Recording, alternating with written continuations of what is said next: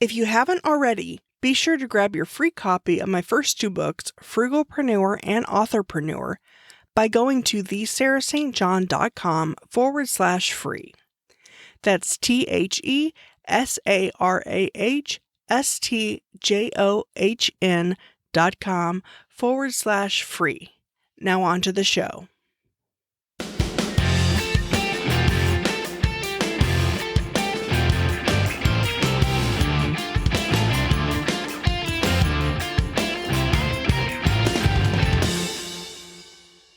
Welcome to the Frugalpreneur podcast. I am your host, Sarah St. John, and my guest today is an agency owner, content strategist, performance coach, and digital nomad. He is the host of Nomadic Executive Podcast, where he focuses on online entrepreneurship, travel, lifestyle, and personal development. Please welcome Omar Mo. Hey, thanks for having me, Sarah. I'm happy to be here. Can you give us a little bit of your background and how you got into entrepreneurship and being a digital nomad? Sure. It's always that case of the chicken or the egg first, right? So for me, it was travel first instead of online entrepreneurship. I left on an extended travel trip back in 2016 where I went to Australia for a year. I went to New Zealand for a year. I went to Indonesia, Southeast Asia for about 6 months. Went to Nicaragua for about 4 months. So all in all, gone about 3 years. And in the first year, when I started traveling after Nicaragua, I went to Australia.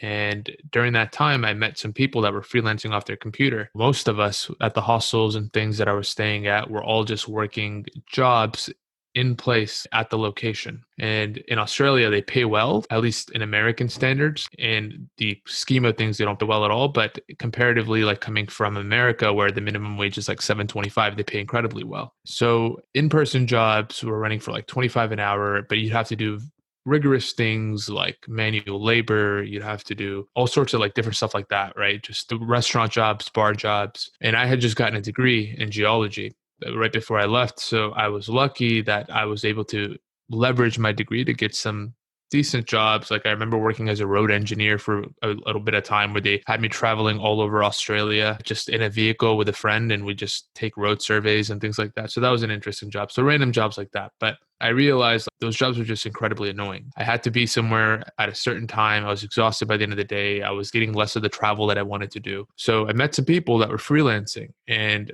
I was like, oh, you know what? This looks really cool. I have a laptop. I can just work off my laptop wherever I go. I started learning more about that world and I took a few jobs, opened up a Fiverr gig, took a few jobs on copywriting, took a few jobs on some graphic design, some logo, and used that as a little bit of a side income, some pocket cash while I still worked main jobs. Throughout that entire year in Australia, that's really what I ended up doing for the most part when it came to freelancing. That was back in 2016 to 2017. Then after that, I went to New Zealand and I had met my ex-partner at that time at the end of Australia and we went to New Zealand together.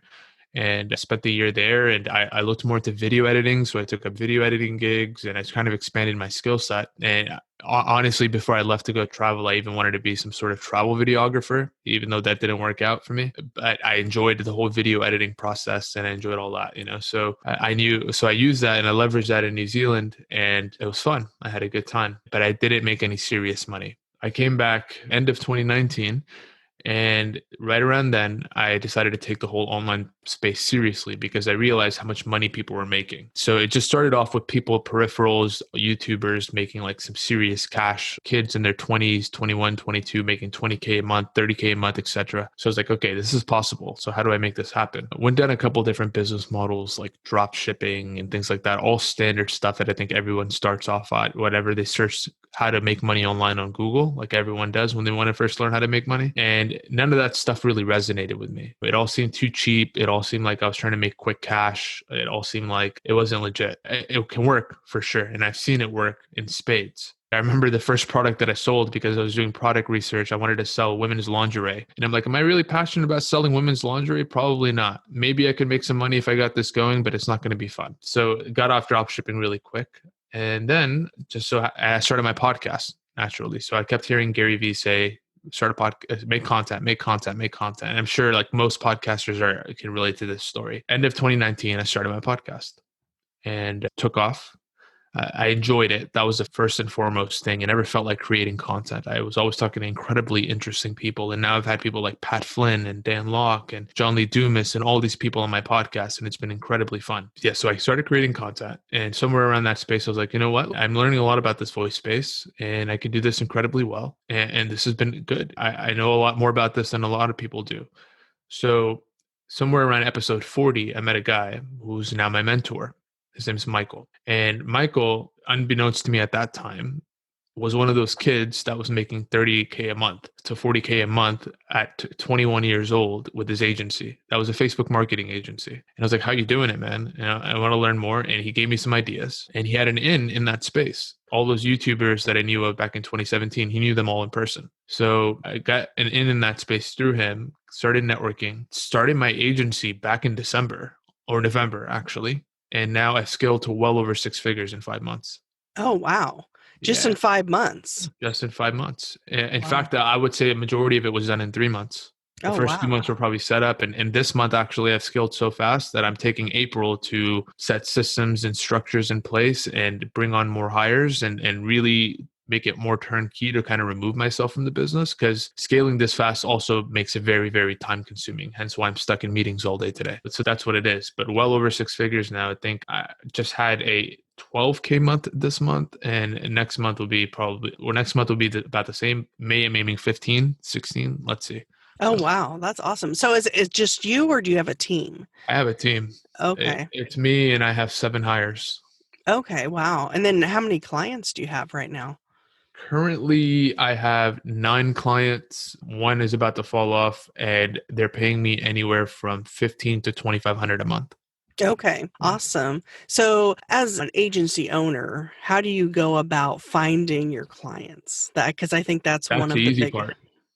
Okay, well, what Believe it or is? not, that's the easy part. That's not the hard part. The hard part is the service delivery in a creative agency, in my opinion. Mm-hmm, It's making it all turnkey and setting systems in place to remove yourself from the business. The clients is the easy part. And with a mm, creative agency, we're so in demand already, like it's a joke. I'll give you some places where you can find clients. Instagram, DMs. So it's all an engagement game, right? It's all a cold outreach game, at least in the beginning when you're first starting out, before you have the money to not run Facebook ads for yourself.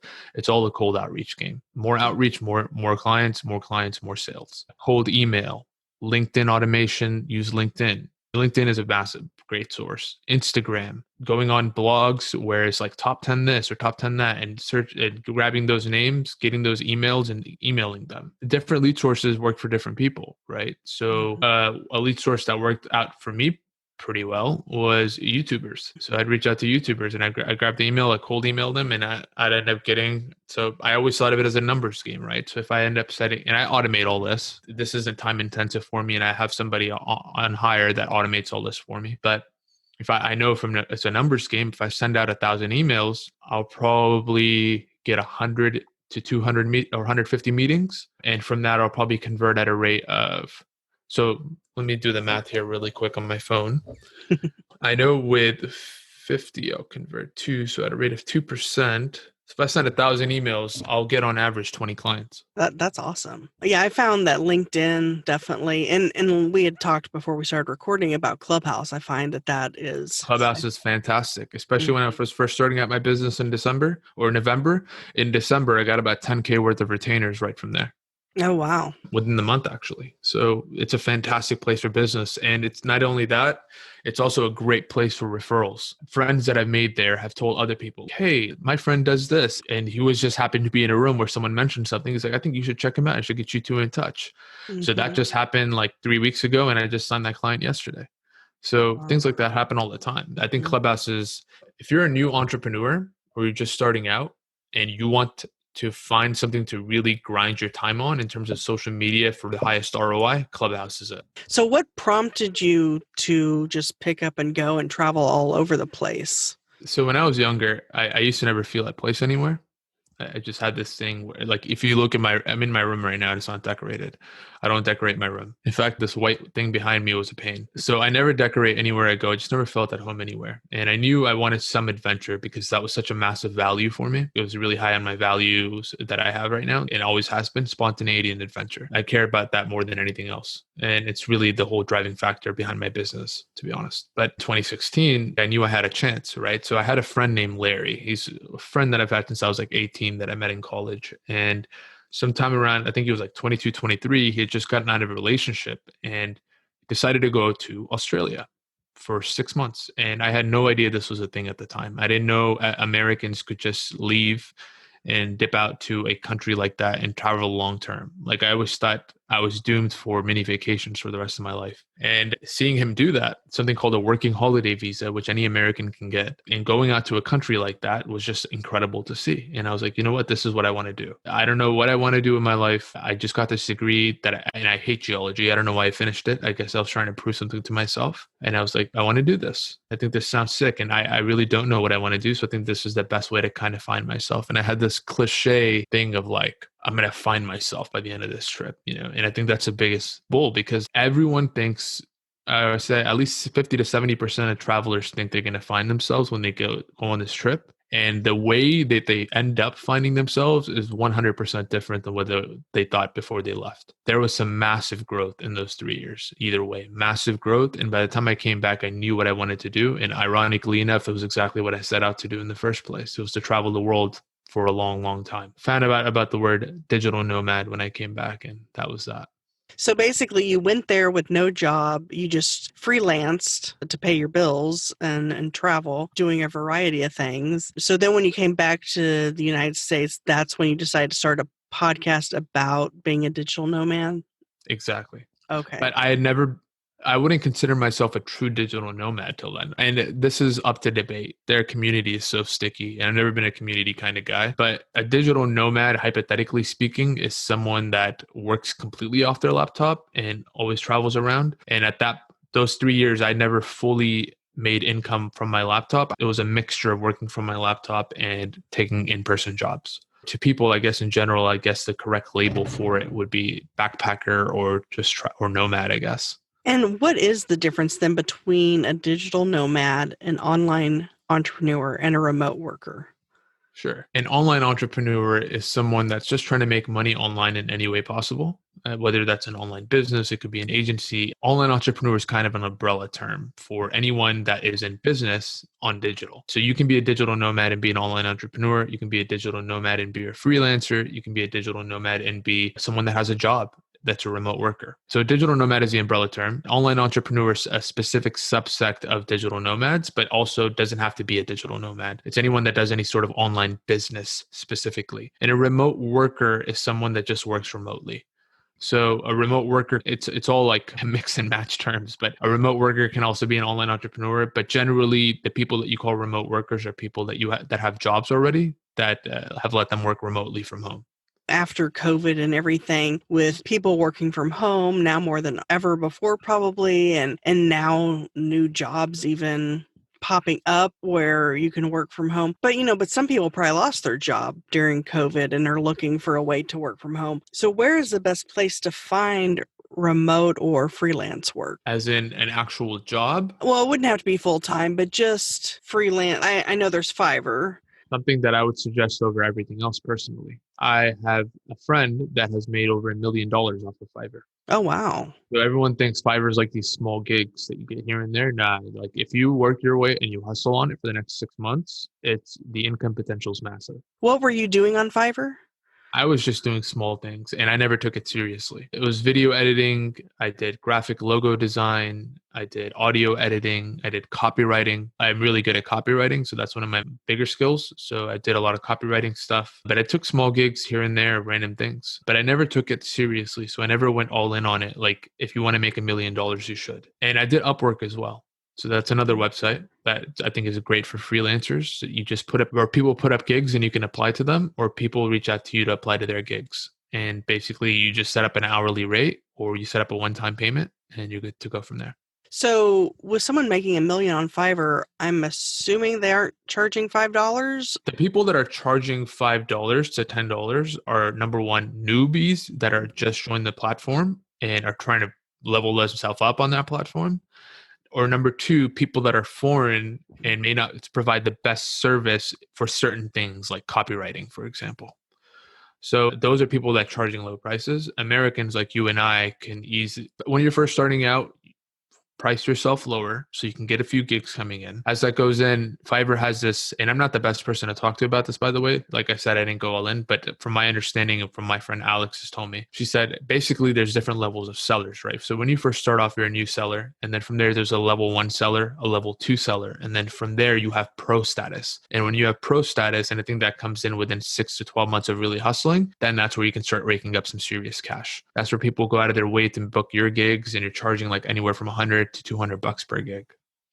Okay. Yeah, I've seen quite the variety of pricing on there. People, I think, just assume everything's $5, but it's not. A question that I'm just kind of curious about is you had mentioned, Pat Flynn, John Lee Dumas, Dan Locke. For someone who has a podcast who would like to get bigger name people like that, what are your suggestions or recommendations, or what is that process like? Elbow grease, creativity. That's what it Mhm. takes. So I'll run you down how I got each of them. Pat Flynn, I showed up to his YouTube live streams for a solid month. And after he'd kind of gotten my name and read my name off the screen a couple times, I went in for the ask and I got it. Dan Locke, Clubhouse.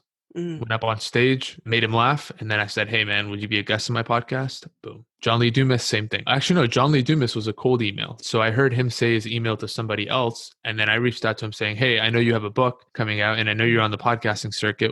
Come on my podcast. I have so and so many episodes, and I've interviewed Pat Flynn, who was the first person he ever interviewed." So that worked. Iman Gadzhi, that's another really big name in the agency space. Got him as a connection from my mentor. Gary Arndt reached out to me, actually. He's, I think, Time Magazine's biggest blogger in 2005. And he's really, really massive in the travel space. I guess that's in terms of big names. I think that's who I've had. It's funny you mentioned John Lee Dumas's book. I was actually reading his book before we got on this call, so I love it. Have you been reading his book? I got the audiobook. Yeah, I listened to the first chapter the other day. Well, I appreciate your time today. Where can people reach you? You can probably reach me on Instagram at Nomadables, Nomadables. So Nomadables. I have my own podcast, The Nomadic Executive, so feel free to check that out. And yeah, those are probably the two main places that you can reach me right now. And I'll also have show notes at thesarahstjohn.com/Omar. Well, thanks so much for your time today. I appreciate it. Thanks, Sarah, for having me. If you enjoyed and found value from this episode, I'd greatly appreciate it if you rate, review, subscribe, and share at ratethispodcast.com/frugalpreneur. Until next time.